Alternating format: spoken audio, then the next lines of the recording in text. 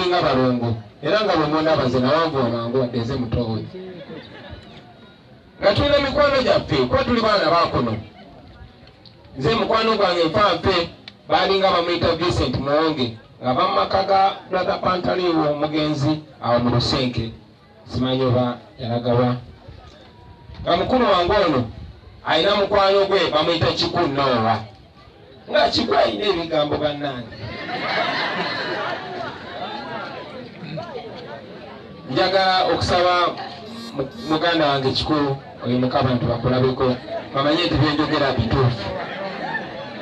Oye Kikunoowa. So bwe twajjanga maama yali atugulira eggaali naye nga tuli babiri, naye guno gukulu gwange nga gusinga ekiwago kati nga gyasalawo gye tugenda. So twesanga tujja nnyo ewaaba Kiku kubanga ziri mayiro 4 okuva e Kanoni gye twabeeranga okujja wano, era twatambulanga mayiro 4 okujja ku ssomero paka maama we yatetenkanya ebibuuzo bya P7 byenatera okutuuka okugula eggaali. Jjukira nze nali mu P6 naye nga ebitabo tubireka wano ewaaba Kiku. Era engeri gye twatambulanga olugendo olunene mutuufu omwana nga budde mu kiraasi ku ssaawa 10 oba 11 ng'alina okutindiga mayiro 4 atuuka nga yalise waka. So twakyamanga wano ng'ebitabo tubireka wano naye nga mazima amatuufu kigendera tekyali nga kyakulekawo bitabo, kubanga bwe twajjanga okulekawo ebitabo nga tubaawo embuto zikkuse ne tutambula ne tudda ewaka.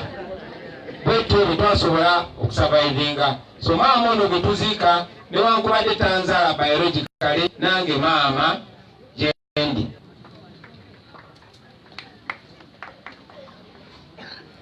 Ebiseera bwe byagenda biyita nafuna omukisa nalinga mumulezi mugezigezi era ebibuuzo bya P7 bitulandi mu P6. Omwaka ogwaddako nayita bulungi nnyo, nali mugezi nga mukulu wange ono, era ffe bamu ku baana abawa ebibuuzo mu ssomero eddungi ennyo lye bayitanga St. Maria Goretti e Katende. First grade zaali nnyingi nnyo awo Bukalagi, era nga mukadde waffe Father Kato bwabadde atugamba taata teyalina mmotoka naye walingawo father ng'alina